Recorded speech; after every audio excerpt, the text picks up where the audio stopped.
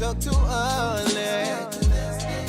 Oh, Indaba, talking my business, Isintu, nazo zonke indaba zabasha.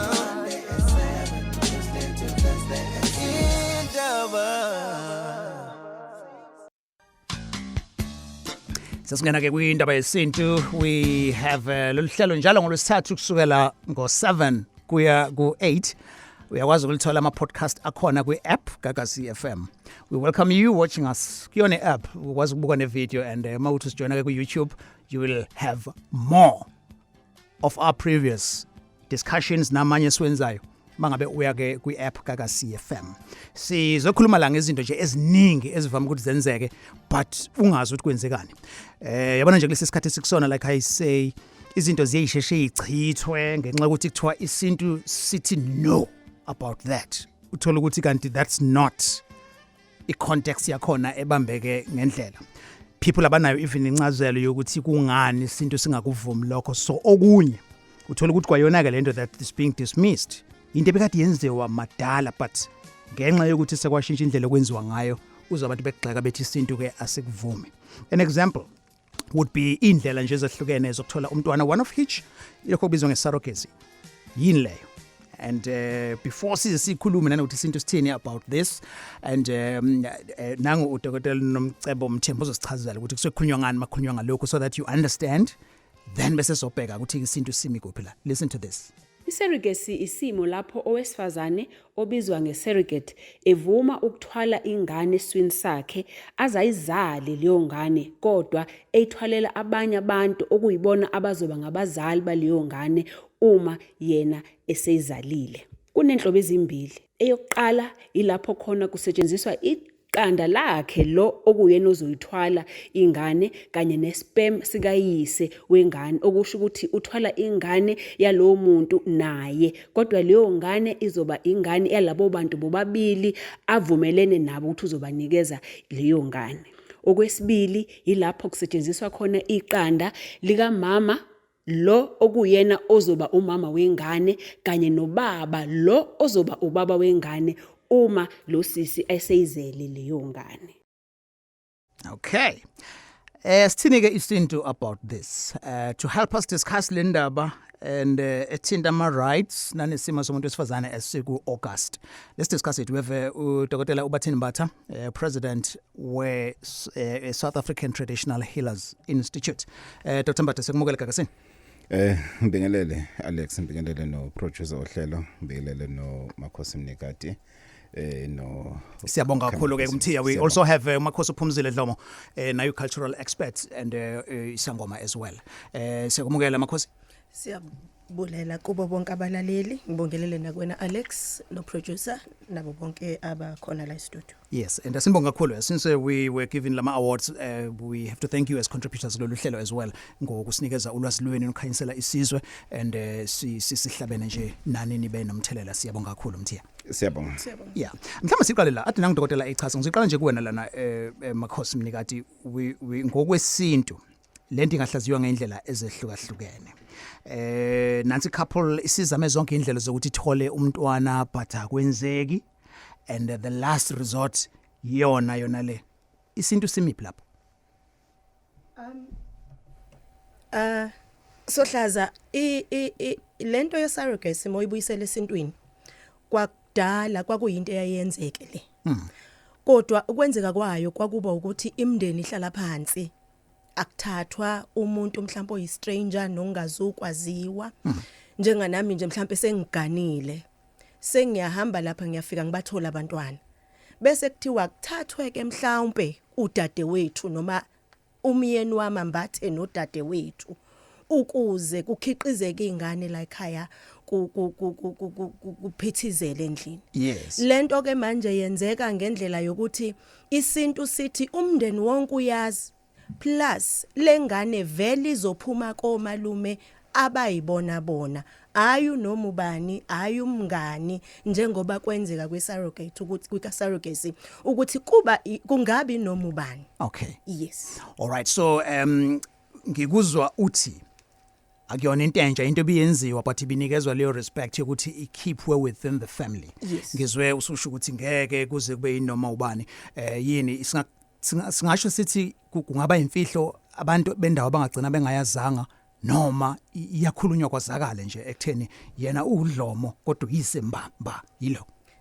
Angithi phela njengoba mina ngiganele kaDlomo imini ongazali la kaDlomo. Okay, ebese kuthatha udade wethu into esobala le engake futhi kwesinye isikhathi ayizigcina udade wethu segana khona la ekhaya. Okay. Yes. Yeah, your view ungaba anonymous as well. Uma kuthi mhlambe you lento yenzekile kuwena or something oyihlongozayo kumbe mhlambe kwathiwa hayi no akungenzeki kanjalo kumbe it's the experiences observile zenzeka and for that reason you are saying ukuthi no akuhambisani. Mthiya makhosi lethu kwakho uyayichaza ngokuthi it's not something new but bekunendlela yenziwa ngayo. As the institute I know you invest ama resources nolwazi lokuthi niqhamuke nayo khona yini la inyathela khona isintu ukuthi ungathwalela ingane omunye umuntu the way kade ke ichazwa ngayo. Yes, ikhona i-surrogate ngesilungu kodwa ngokwesintu iye simplify ngokuthi isithembu. Umkhwenyana uye athi hayi makoti ngoba nakho sesizamile ake sizame ezinye indlela bese kuthatha ko makoti wesibili ke okuyena ke ozokwandisa lokho umuzi. So meaning ukuthi ku issue yesithembu kudala isithembu sasine meaning a profound ukuthi lo makoti wesibili umufunela ini. Kwesinye isikhathi uthatha umakoti oqala akayizala ingane, uthatha umakoti wesibili uzala amantombazana yedwa, still ipurpose yomndeni akayikhafi. Uthatha umakoti wesithathu ngoba usuke what is the purpose yomndeni? So the purpose yomndeni ukuthi phela kwande uganwa ukuthi kwande isibongo sokwashando sokwamthiyane salobo lo oganwayo. And then bese kuthiwa manje kusasukuthatha manje ukuthi hayi makoti nawe wesibili engathi manje soku ihlandla lesithathu ushaya amantombazana kuphela sengifisa ukuthi ake ngizame go wesithathu sibone ukuthi singatholana mhlambe ke indodana iphume lapho. Okay, so kwi situation ke la makhosi where uzothwala for 9 months ingane but uthwalela ke omunye umuntu then izothi mayisizaliwe ke leyo ngane kufanele bekhona leya bond phakathi kamama nomntwana. Imiphi position yesintu on that? Ngithanda indlela echaza ngayo eqaleni ekutheni no ibikade ivele ikhona singakubuke ngathi into entsha la mhlambe nalana nje you will share with how it was performed in ngesikhathi sakudala. Sohlaza ingakho lento mhlawumbe kade ngiqala ngiyenze isibonelo sokuthi kwakuhlalwa phansi kubo umndeni ebese kuthathwa udade wethu. Ngikhulumela entweni mhlawumbe ngingakafiki egxathwini lela livezayo ushando lesithembu. Ngoba uma ngabe kade chaza udokotela ekuqaleni uthe i-surrogacy per se ila umuntu loyaya ezodonate ngeqanda lakhe ebese kuba isperm sikababa wala ekhaya ebese ingane kube yami nobaba. Noma kuthathwa iqanda lami isperm sikababa siyofakwa kuloya muntu kube ingane yethu yena nje ube ubhaskidi othwala ingane oven kahle kahle. Manje ke masibuyele esintwini nansi lenkaba lexhume kuloya oven ezogcina mayisisuka nje akayibambi nokuyibamba lengane lo muntu mayizalo. Qumpula enkaba isiyasuka iyapi iza kumina nobaba ngingayithwalanga ingane. Ila sekuzohamba khona ke isikhathi ukuthi phela ngisha ngakuthiwa iqanda bekweyelami isperm kwesikababa kodwa ukuxhumana nokubumbeka kwalengane kukhule kumuphi ovini. Okay, 0315373000 your take Sithini Isintu ngendaba ye-surrogacy yona ndaba esikhulumayo here and we have my expert amabili umakhosi umnikati ngibuye ngirefeke na esudlomo still the same person and I have udokotela ubathini mbatha as well. Ngiyawafunda ke nama comments Indaba with Alex on Facebook ungatweeta noma ke uya ku Instagram @alexmthiyane 0315373000. surrogacy nesintu yona ndaba esikhulumayo here and zodokotela eshilo ke area on kwenzeka ngendlela ke ehlukehlukene kukhona nje lokhu la uthola khona ukuthi umuntu uzobe enikela with maspam akhe. We've discussed that and there is another one also la uthola khona ukuthi umama uzonikela ngeqanda lakhe and then bese ke lifakwa kwispam sika baba and then bese kuzoba khona ke the other one eyenziwa ibe commercial as well where the mother kuzoba khona i-payment ke ayitholayo. Ithi ngifake ke nayo le namhlanje discussion is not suitable for ingane because sibcayi kakhulu. In fact makuthi bekadulele you would wake up thinking ukuthi sesiku Thursday already kanti no akuyona isex indaba. Sikhuluma nje ngendaba zesintu and ama-topic enzekayo today and asikhulume ngento ebiyenzeka kudala because we live today but sifanele ukuthi sihlangane nemvelaphi yethu. So na ke isintu ukudonate ngesidoda sakho simiphi lapho because into yenzekayo today but ba donate abanye basidayisa as well makhosi. Leyo nto inkinga kakhulu because ukuthola abantu abaningi bexakekile ngemvelaphi yabo and uzothola ukuthi ukudonate kwakhe mhlawumbe ubaba ngesidoda akayishongo nanokisho leyo nto ukuthi mhlawumbe ngizothatha isperm sami ngisise kwi-sperm bank for some odd reasons and when that happens vela disclose kwasenganeni ukuthi originally wena umsuka wakadlomo ngiyalinganisa. So leyo nto igcina isi attacha abantu from ama origins abo. Yeah. Umakhosi uDlomo lo bufuna uPaul la Dr. Mbatha ngiyabona ukhuluma. Alex mina ngiyayithanda ngendlela yenziwa ngayo ngokwesintu kudala. Kwangengona ukuthi uyadonate, kwangengona ukuthi unikela ngesibeletho sakho, but kwakuukuthi indoda iyaganwa futhi lengane la ekhaya. So lokho ama complications bewangabikho kakhulu. Okay. Ngoba noma kuthiwa indoda iyona ingenawo amandla ukuthi ibe ilokhuzana ibe ukuthi wazishaya iqanda. Yeah. Kwa abantu abadala bebe neindlela zokuzama ukuthi okay it's fine lo uyahamba yegoli uyematohweni wena uzosala wenza kanje lona uzothi musuqedile wena bese simfonela uShando ukuthi ebuye kunento ephuthumayo bese eqhubeka ngokusimo socansi nomakoti wakhe bese kuthiwa ingane eyala ekhaya.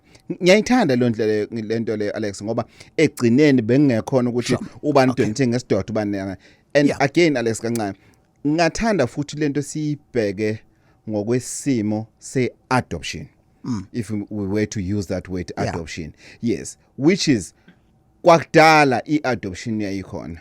Kwakufika ingane la ekhaya ingazi ukuthi iqhamukapi izinto efana lezo la ekhaya kwakufika ingane ukuthi umakoti waphinga wagcina semithile izinto efana lezo. So ngokusiko lakudala yayenzeka ngendlela enezizotho. So usho ukuthi ke labo abazothi nayo leyo nto ayihambisani nesintu into eyihlazo ukuzikhohlisa sekushintshe nje ama conditions but into ekade vele yenziwa kuqala. Ungalisebenzisa lo gama lethu ukuyikhohlisa uma wena nomkakho ningakaze nihlangabezane nenkinga yokuthi umkakho akakhona ukukhulelwa uyathukwa ngapha kuthiwa inyumba izinto efana lezo.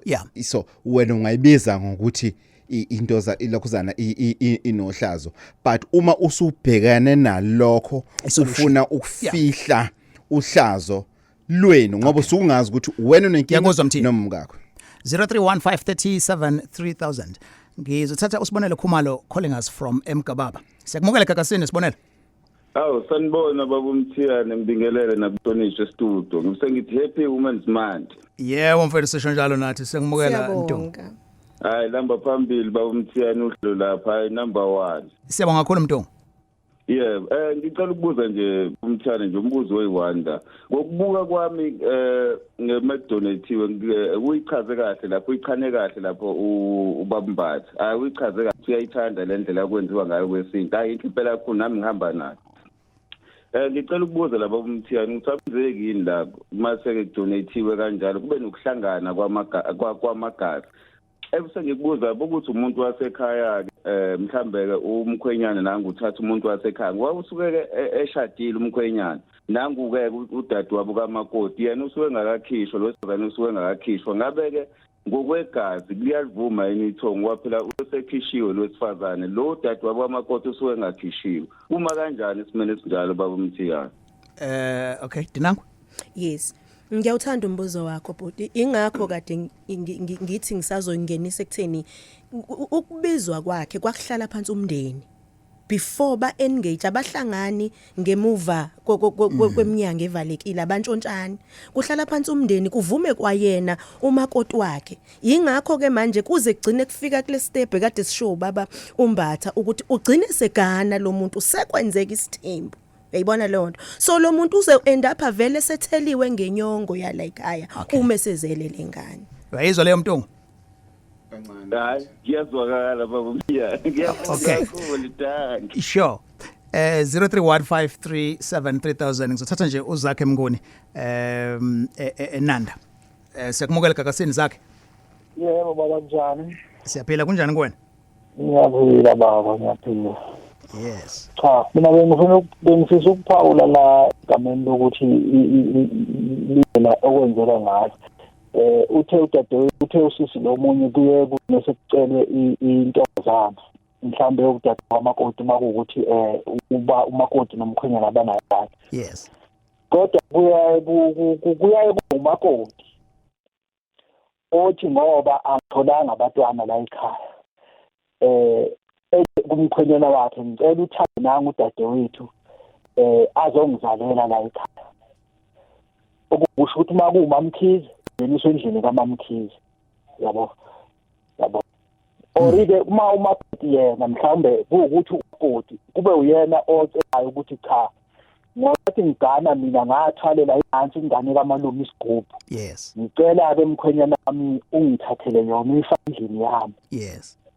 Izongizalela ingane.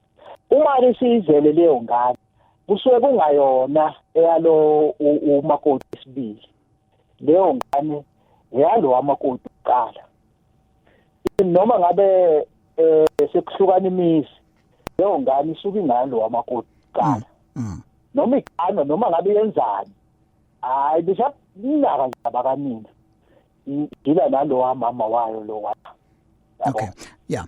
No ngiyabonga mfethu ikhanyise because ngihlale ngikustress ukuthi kulolu hlelo much as we have experts but we always appreciate i-view nane understanding ezoqhamuka kumlaleli. Mthiya befuna ukukhuluma la nanga uMnguni. Yes, uDonda ibeka kahle Alex. Angiyithandi kodwa uDonda makathi lapha egcineni lo yasuka ngasabalekile. Iyihlonishiswe Alex esale sethathwa efakwa naye ukuthi abe wasemambatheni uMamnguni makuMamnguni lo okuyena wayezalwe udadewabo. Yes, ngokwengane ukhulwa kwayo yonke into izokwazi ukuthi unina ilo oqala. Yeah. Yes. Sikhumbule futhi Alex ukuthi kulelo nothi lelo ngokwesintu Alex iDNA ayisebenzi kusebenza ama ritual. Ayichaze leyo kusho ukuthini lokho? Kuchaza ukuthi akubalekile ukuthi ingane isuka esidodeni sikabani. Into ebalekile ukuthi lesibelethweni esingene kusona ingene kanjani njengokuthi umakoti wami mangathiwa uyaphinga uzala ngaphandle noma uzaliswa ngaphandle leyo ngane yasemambatheni ngoba uthwele ngenyongo la kwaShando. Alright, sikuzwile sibonga kakhulu kuwena zakhe. 0315373000 ungadideki mawusifica sesiphakathi ucabanga ukuthi amadoda ekhuluma ngezinto zemndeni banowesifazane as well kumnandi ukuzwa uvo lwabo the fears the experiences the questions as well so please do call 0315373000 uthwalela omunye ingane into yefamily surrogacy your view about it nanesiko ngiyafisa ukuzwa iview yakho 0315373000 sengisemelmoth now ku Sandile wakwasibiya. Sawubona Sandile? Yebo sawubona futhi. Yes siyakumukela egagasini. Yebo ninjani? Siyaphila kanjani kwa? Hayi sikhona. Yes sir. Yebo bengithanda ukubuza la kahle nanokuthi nje angisho ngiyabuza ngikhonto engiyibona ukuthi iyohamba ishaya ingane kulento le ekuthenini masizelwe bekuhlanganiswa ama-sperms afakwa umuntu wesifazane oseceleni nje athi la kudibana inkaba so lengane uma izalwa isizalwa bese lenkaba mhlawumbe iyayisonga ngithi noma inkaba igamanxe la entanyeni kungathi yakhanya so ichaza ukuthile lokho so lengane kumele ukuthi iyolungisela makuthiwa ayiyekhakoni nake manje izoya kephi la makuthiwa ayiyekhakoni niyolungisela izinto ngicela ungena lesa umlaleli uyayicomplicate lento bengisanda ukuchaza khona manje ukuthi kuya ngezigameko ukuthi lengane izaleke kanjani ake sithi usisi njoba ulokuzana umlaleli loya adesho ukuthi kwakuba umakoti okhethayo ake sithi ke umakoti akanayo udadewabo kwakuba umakoti oshoyo ukuthi ubani yena ambona kumfanele ukuthi angazalela ini umyeni wakhe so ileyo part obona ukuthi usandile yes ikhali konina lelo ngani leyo it's per iritual ukuthi egcineni lengane izokuthiwa ekhaya konina ikuphi hayi ukuthi ekhaya konina kuzohlala ku DNA ukuthi ngoba uphuma enkabini yakwaDlomo ukuthi lengane le ekhaya konina kwaDlomo no ayisebenzi kanjani ngiyabona ufuna ukunezela lamakhosi yes ngoba lento ibuyela kulento esho babushando ukuthi i-ritual egcina i-channela everything so ngalesikhathi wenza i-ritual hence le example ayenzile ukuthi ngisho ngingaphinga ngingowakadlomo lengane yakadlomo so the ritual will iyona ezo dissector yonke lento ekutheni lengane isibhilonga ngokuphelele edlozini lakadlomo yize isidoda sayo mhlawumbe esakambambo noma esakandlovu whoever uyibona lonto uyayibamba leyo Sotoba hayi ngiyayizwa all right siyabonga 1932 kwindaba eGagasini sengithatha uanonymous wasemacambeni siyakubingelela anonymous yebo mthiyane baba hayi siyaphila kunjani kuwena ngiyaphila ngibingelela ihambeli no ngine concern encane la sure wena Alex ngiyakholelwa kuma discussion akho namhlanje kodwa ngibe anonymous wabafuni ukuthi abantu bengijudge okay ngiyoyisho lento engiyishoyo ukuthi I'm worried the way we are exposing ubunjalo bethu njengabantu especially amaZulu if ungalalela istation samaHindu samaSolomane amabhunu you'll never hear such topics because they keep their ways within themselves for their inhlonipho yabo nedignity yabo and yonke into ibonakale in order but bazi ukuthi bayise kanjani izinto that's why you'll never hear about the pregnancy yengane you'll hear okay so sorry anonymous we are losing you ngifisa nje ubuyele kule spot ubumi kusona ngesikhathi usaqala uzoqedela iphuzu lakho so that sikuphendule nathi angizwa baba busathi that's why kwezinye inhlanga ingabikho early pregnancy that's why ungeke uma discussions akho nge-early pregnancy einganeni zabantu abamhlophe amandiyeni whatsoever shall network in fact I'm going to ask you nje ukuthi ugudluka kancane lakho we are exposing more of ourselves okay indlela esenza ngayo izinto sure all right uyakubona mthi ukuthi ufuna ukum-engage u-anonymous ngifuna ukum-engage Mthiyane kade ngizwa lento khona la ku-Gagas from more than 6 years ago being in China in India mina personally ukufika eIndia uvule ilokhuzana i-radio khona sorry we've lost him kodwa uzosilalela okay uvule radio khona ungabeza ukuthi uthini uthole translator eseduze kwakho lama discussions ayakhulunywa ukuthi thina siba forward ukuthi sithi ama-Hindu ama-Indians abayidiscuss izinto ama-teenage pregnancy ama-issues ama-surrogacy ama-issues esithembu in ayadiscuss kuma-radio stations awamalokuza ukuthi asibezwa so mina was fortunate ukuthi ngiyithole ngu-situation ukuthi ngise-countryni yabo asikho stage esinye engasilalela and ngibe fortunate ukuthi kune-interpret seduzana kwami inje ukuthi hayi namhlanje khunywa ngalokhu so kumfowethu ngicela ukumcorrect no kuyakhulunywa hayi ukuthi thina si expose ayikho into esikhuluma lana Alex about ukuthi usiko olufihlakele asikhulumi lana ngokuthi inkosi ilokhuzane itshalwa kanjani no sikhuluma ngezinto ezi affecta thina day in day out ezenza thina ukuthi sigcine sishiya amakhosikazi ethu ngoba sithi awanayo inzalo kanti zikhona ezinye indlela esingazenza yingakho ngiveza ilambu leli Alex elithi it's not about i-DNA it's about i-ritual so that at the end of the day wonke umuntu uyajabulela emndenini. Alright, Dr. Bathini Bathole from the South African Traditional Healers Institute. Nangumlaleli we respective view yakhe as sihlale sirespecta namanye ama views. Ngiyabona makhosi ufuna ukuphakamisa isandla la ezothi here uyamuzwa uthi si expose noma sidalula imfihlo zamasiko ethu. Ngiyamuzwa futhi ngiyawuhlonipha umbono wakhe. Kodwa manje inkinga ekhona ukuthi lezi zinto ziyenzeka. Siyazikhuluma noma sizikhulumi kodwa izinto ezenzakalayo.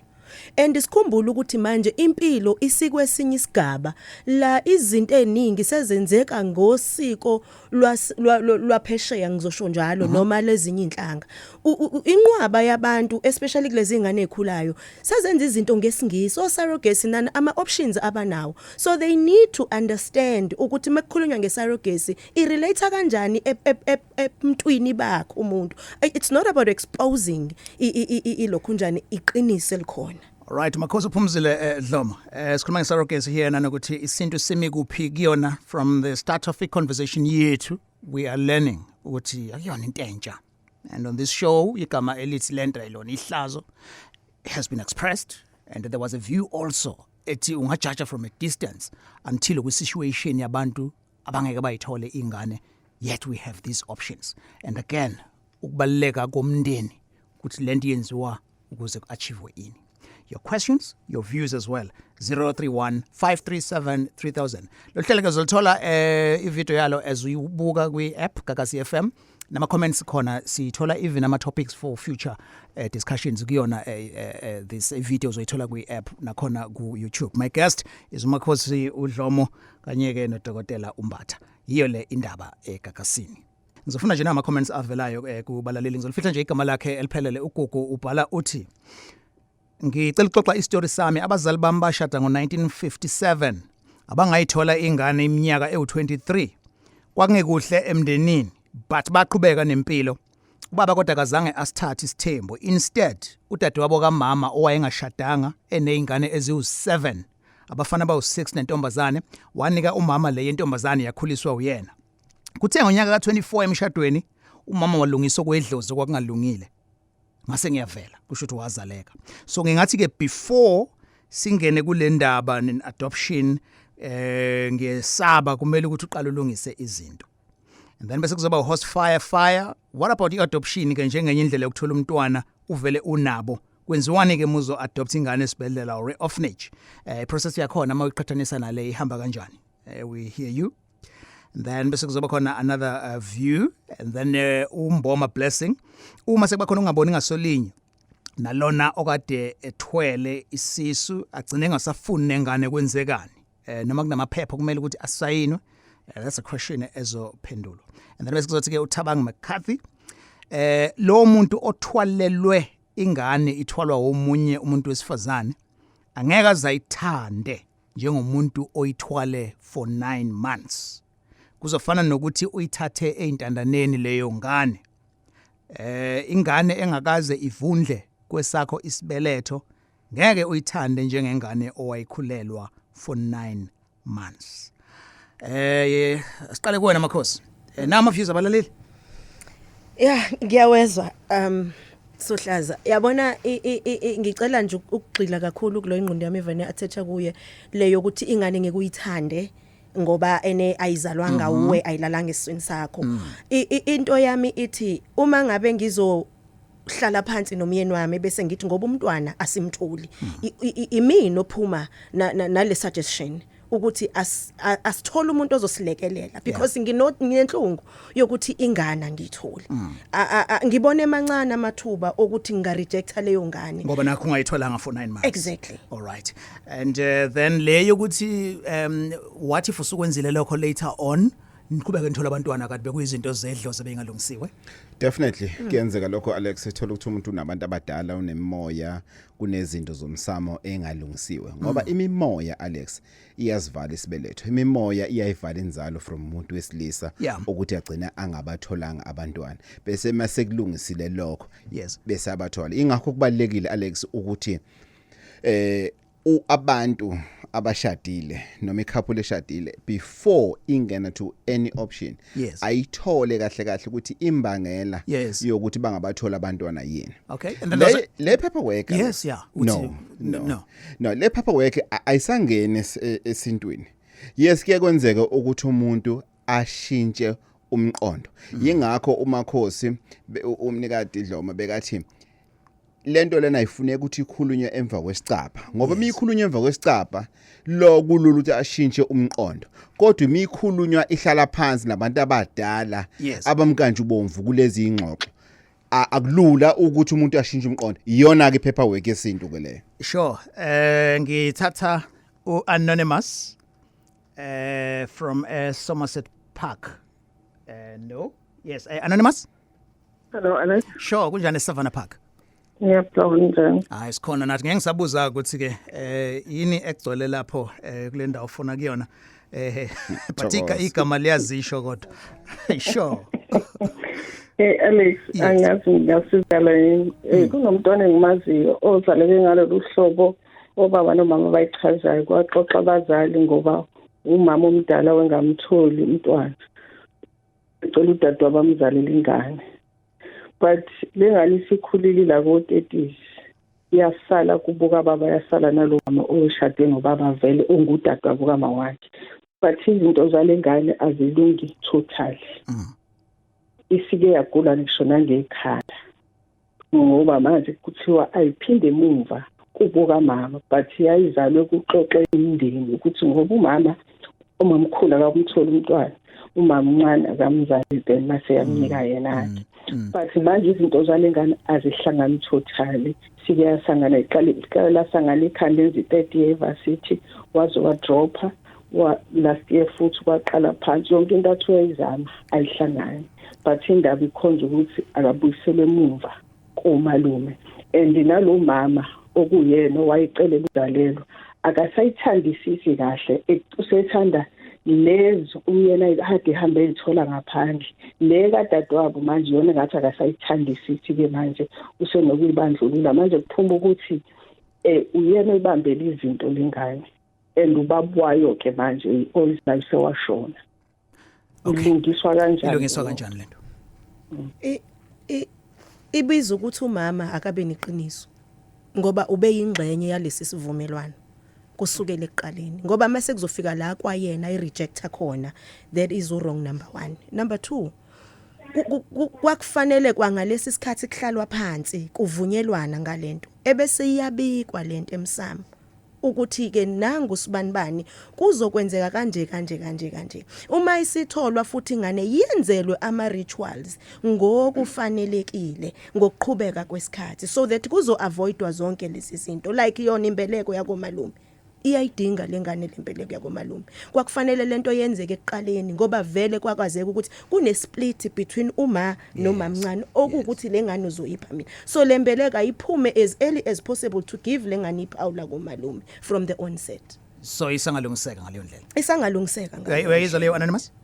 Yebo ngiyayizwa ngoba uma kagoduka wayekhaya kuboka mama uba right but ngenxa ukuthi sejwayele kakhulu ngale side la kababa kubuvuke naye goduka yekubuka baba but kafika kubuka baba hayi kuvela ngathi kushisa umlilo kubhede yonke into. Okay. Yeah, ngiyazi ukuthi uyiriziswa yini leyo kulaba bebekade bethi no lento kumele iyenzeke so then bazosebenzisa leso sibonelo sokuthi well umuntu angagcina segula ekhanda but does it make sense though the lencazelo lesithole from Makhosi mangabethi well isangalungiseka? Ngiyayizwa ukuthi isengalungiseka but mhlambe nayo ingane uqobo kwakungafanele yini ukuthi kuboka baba nayo bayikhokhele yonke yodwa mhlawumbe.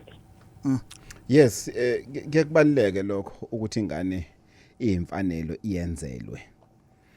Ngoba lana mina ngendlela engidonsa ngayo Alex inkinga ebekhona umuntu kwakuyena waye formalizer i-ritual lena azange abe nobuciko bokuthi ayibeke kahle ngokusimo sesemsamo futhi azange kube khona ama-ritual ayenziwa ngokufanele from kubo kababa ikhokheleke ingane kodwa ngeke sibiyeke phela uxoki osebuvela buka stepmother okuyena wayefune usizo eqaleni usebona abanye bengcono lo angasekho ngcono so lokho kuyakafetha Alex noma babe ama-rituals wonke ade enziwe lo ade eshisa impepho wayenobuciko kodwa umama owayekuyilo ade anenkinga eqaleni uma angenalo iqiniso lokho kuyachitha ulokhuzana umuthi enkonyeni.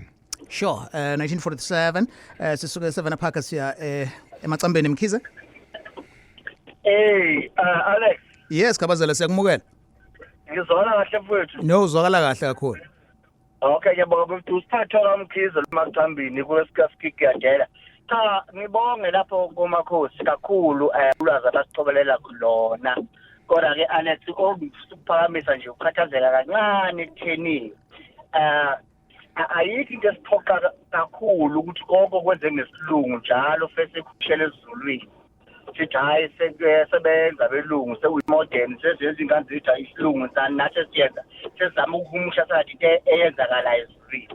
Uma sibona isidingo sokuthi sishintshe nokukhula komphakathi asibe nendlela phela ukululeka abantu ukuthi ngenxa yalokhu nalokhu ezulwini sesihlalisha sabuthi mhlawumbe lokhu lathi sakwazi ukwenza kodwa ngokulandela imigudu elandelayo ngoba into engiyisabayo yabona uku-equate i-surrogacy u-equate ekubeni ingane uzalelwe umakoti omncane mhlawumbe umakoti okuqale ngayethula ngengane ngathi kunokuphuma lapho kancane Alex i-surrogacy nje nanokuzalelwa umakoti omncane ngeke kufane ngoba la uzalelwe khona umakoti omncane khona usuke kuthatha inzalo yomakoti ngqo ngeke yakho sahlangana kwamingane futhi lo muntu labo lo makoti ukhamuka emzini vele wena usuwahlanganiswa na usushadile phela vele suwasinelo vele idlozi lakubo seliyakwazi umsamo wakubo usiyakwazi nawe futhi ke unaye futhi umzini wakubo uyazile umsamo wakhe. Okay, so sithatha ke umuntu udloka ngaphandle awunabuhlobo nomsamo wakubo anazani engicelayo mina Alex ukuthi ongenani asibe nesiluleko esisinikeza abantu bomakhosi ukuthi esimeni sakho lokusarogesi ngesizulu ke kumbe ngesintu iziphi into sangazenza ukwenza lengane imukeleke ngoba i-fact is ile nkaba singayithathi kancane inkaba yomunye umama yebo khona imbewu iqhamuka kumakuthi ngqo uma ngabe nayo futhi nomkhwena ngoma ngabe nayo kodwa inkaba eyomuntu wangaphandle lo ngane ngiyayibona ifana nengane mina mhlawumbe lekachaza ngawo makuthi ukuthi mhlawumbe umngamo uhlobongile lo ngane sokusadinga ukuthatha iyohlanganiswa nomsamo wakini uma senitholile akuvele kuthuleke njengenziwa lutho. Okay, all right. No ngiyakuzwa Khabazela. Ucela la ukuthi iziphi izinto eziyimgomo yesinto kumele zenziwe uma ke sikuthi ke abazali baye kule process. Ucabe uyibeka kahle Alex. Kodwa kunala ilahla khona. Asikwazi ukuhlukanisa i-surrogacy nama issues adoption and everything ekubeni sofaka isinto egcineni. Ngoba lento lena masiyicacisa kahle khona umuntu nosemazimeleni wangakithi ongayanga mhlambe ungawazi umbombo kathisha khona azoyi understand ukuthi ingane igcina isikhona la ekhaya ngaphandle kokuthi kwahlangana umama nobaba kodwa ngezinye izindlela. Yes, so yes egcineni kufanele kubalekile ukuthi kubikwe uphindela ugcwabe uphindela kulento ade ngisho eqaleni ukuthi kubalekile ukuthi akube khona i-ritual ezoyenziwa iyenzisiswe ukuthi kubikelwe ke idala zala ekhaya ukuthi lengane izaleke kanjani noma ifike kanjani la ekhaya. Right, so 1950 siyabonga kakhulu Khabazela. Inamba 0315373000. Khona ke nama comments akhona ngiyawafunda nje. Le ndlela kwakwenziwa ngayo kuqala i-comment evela kumjita. Le ndlela kwakwenziwa ngayo kuqala yayi right. Ngeke kusalunga. Ungacela nje usisi noma ubhuti ukuthi akusize ngeingane njengoba sithakathana sisodwa nje siwumndeni ngenxa yemshado sekungasuka nje ingxabano enkulu ekhaya kini. Amanye ama-views lawa aqhamuka ke kubalaleli ngiyawafunda njengoba ke bewasho. Benhlakanipho khwela kule ukuthi DNA ayisebenzi kusebenza iritual angizwa kahle. Masuyibuka ngokwesimo esisodwa sokuphinga kaNkosikazi ziningi izinto nezimo zokutholakala komntwana ekumele leso simo sibe sobala kuze kuthi noma umntwana egcinelwa usiko kukhulunyelwe kusona. Kanti nakhona kuNkosikazi ingane mayiyilongwe kufanele kube into eyazekayo ithi noma ingane yenzelwa usiko la ekhaya ngoba kuyona la ekhaya kodwa isimo sayo sibeke sisaziwa. And then bese ngizothatha ke nangomnye umlaleli wethu calling from Ihluhluwe ku 94.7. Anonymous siyakumukela. Hello, sanibona? Yes, siyakumukela Anonymous. Yes. Sibonga bongene nezihambeli zakho lapho ngizosheshisa nje ngifuna Anonymous ngoba le ndaba ibukayi. Yes. Kuke kwenzeka esikhathini sesingaphambilini ugogo owayegadile umkhulu wabhunguka. Ugogo wayenezingane ezintathu, umkhulu wabhunguka, ugogo wazitholela ishende waba nezingane ezimbili. Wabuya umkhulu mebuya lo okube uyena beshadile kwase enza into ethize efuna ukwamkela lezi zane lezi ethe yena uyazibuya libona iphutha lakhe. Hayi kwahamba isikhathi ingane le ezalelwe ngaphandle enye yazo umama wami. Kwenzeka ke wagula. Wathi menzelwa isiko elala umkhulu noma ugogo ashadele khona wagula kakhulu. Wase ephuma eyokwenzela isiko la kubo kababu wakhe ke lo otholwe ngaphandle umkhulu lo omunye wase ephila cingo. So ngiyizwa le ye-DNA ne-ritual iyasebenza impela futhi kodwa manje kwenziwa kanjani ke esimweni esinjengaleso leyo ndawo kanjani ilungiswa kanjani ngoba manje umkhulu lo okuyena ke okukhwenyana kagogo. Yes. Izinto azenzeki kodwa bathi bona bayenza iritual. Kwenziwa nje into engathi sabrayi mengabe ngicabanga ngoba phela kwagcina kungenzeka ngalutho ngoba manje umama megula akuzakali la emshadweni la kuganele khona ugogo usizakala kubaba wakhe la azalwa khona ilunga kanjani izolungiswa kanjani le nto. Okay. Yes. Kusho ukuthi ubaba ulokhuzana umkhulu kwakuvele kukhona angaqedile kwakungaphelelisiwe waseqaleni. Uma Alex ephelelisiwe kwaseqaleni ugogo wangena emshadweni wathola ngenyongo kwenziwa zonke ingxoxo kwaphelelisiwe ukuthi ugogo seka umakoti la ekhaya. Angeke kwenzeke lokho Alex. Yes kuyenzeka uma kungaphelelisiwe ukuthi ngoba vele uma ugogo la ekhaya akarejistwanga ezumakoti ophelele chaza ukuthi whatever ayenza leyo ngane leyo eyalapho kuleso sibongo lapho ayithole khona. Ngikhola ukuthi aphenduleka Anonymous. Just ukhumbuze nje ukuthi because of the topic esidiscuss namhlanje kulolu hlelo alungele ingane surrogacy nesintu. We take omunye Anonymous now from Moy River. Sabona Anonymous? Yebo njani? Siyaphila wena? Ngiyaphila nami. Thank you. Okay, but Alex ngicela ukuphawula nami ngalolu daba enikhuluma ngalo. Yes. Shothi mina ngina 38 manje. Ngithe ngina 35 abazali bami bashada uma waphelela ekhaya. Ngithe ngina 35 kwavela ukuthi mina angena wakhona la. Shothi nami ngumuntu wedlozi kwazivelela. Azange ngibhulele umuntu wazivelela ngakulandela ngaze ngakuthola ukuthi kahle mina ngowakabani. Okay kwadlula lapho ke. Manje sengijoin ngina 38 sekuvela ukuthi angathi kwayena uma akusi okushuthi nami ngingane adoptive. Manje mengibuka aveze khona inkinga enganeni kushuthe kanjalo. Mekuvelo ngazuthi futhi ngiqhamuka khona khabuma kushuthi ngiwadade waboma owangithola ngendlela okuvela ngakhona ukuthi ngithola naye wayeshadile wangithola wase wangibuyisela kushuthi ngalanga mangoba uma akabatholi abantwana la eshadile khona. Okunye ke kwangihlukumeza ukuthi mase ngivela yonke lento sengiyabuka ukuthi okay ingakho ngakushuthi engangithandi futhi ngiye ngaba ngathi ngiyaphumelela kunengane yakhe kushuthi le endala nginami okweyakhe nje ngibona kuba nokuhlukumezeka kakhulu ngoba manje ngiyabona ukuthi okay futhi ngempela angino wakhe ingakho enza u1 no2 no3 kuningi mina ngibona ngathi akusebenzi I'm sorry ngendaba le oyisho in what you are going through Makhosi. Yes, Sohlaza uyabona lento ivane ishaya enhlizweni ngendlela usesayichaza ngayo ngoba abantu ekufanele babe neqiniso sishilo nasekuqaleni ilabantu abenza le arrangement akufanele nanokuthi usisi azafike la esearcha khona kufanele babe neqiniso konke komntwana bakwenze right from the scratch makufika futhi ukuthi kufanele abuze babe open and explain the situation ngoba methuna 39 umudala loyo muntu uzokhona ukunderstand ukuze izinto zakhe zikwazi ukulungiswa so inkingi iqale eqaleni whereby abantu bathi mebenza arrangement bangawaqedela ama rituals akhona and then bese into yomntwana igcina ingasaphumeleli it goes back to the agreement so ke to abantu ababe product yayo ke this process ngoba phela from what we've heard kuba ngazi ukuthi kuba nenkinga makungapheleliswanga bangakwazi ukuthi bayisukumele bona ukulungisa indlela abazaleka ngayo makukuthi abazali bayenzanga ngendlela efanele.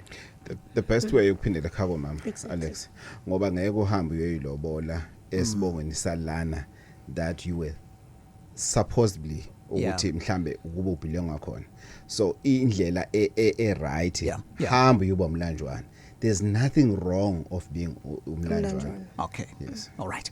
To pick up noko, but we've come to the end of this discussion. Of course, we qhubeka naye next time. Please ngithumelele ama topic officers what discuss here and ungaba anonymous. Unga emaila indaba@gagasi995.co.za.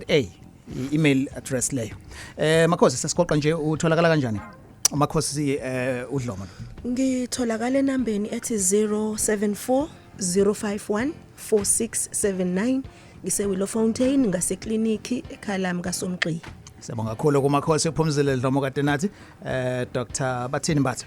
Yes, Gogo Bathini Mbatha anti Usha 0357995703 0357995703 ngitholala emazimeleni ngaphansi kwenkosi umzimela uThandiyise kampu intombi. Siyabonga kakhulu. Thank you for being part of this discussion. Indaba Yesintu iba khona from 7 kuya ku8. Ama podcast ke ne podcast yalelo hlelo uzoyithola kuyona i-app Gagasi FM. Thank you for watching a video and nalama comments alapha ezansi siyawabona, we appreciate them. Nakhona la ungabhala usithumelele nje topics ofisa ngo discuss la kuindaba Yesintu.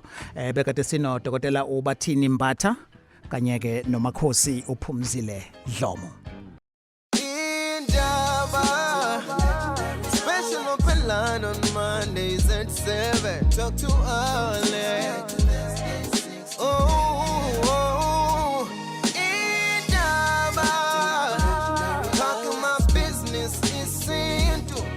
Nazo zonke indaba zabasha.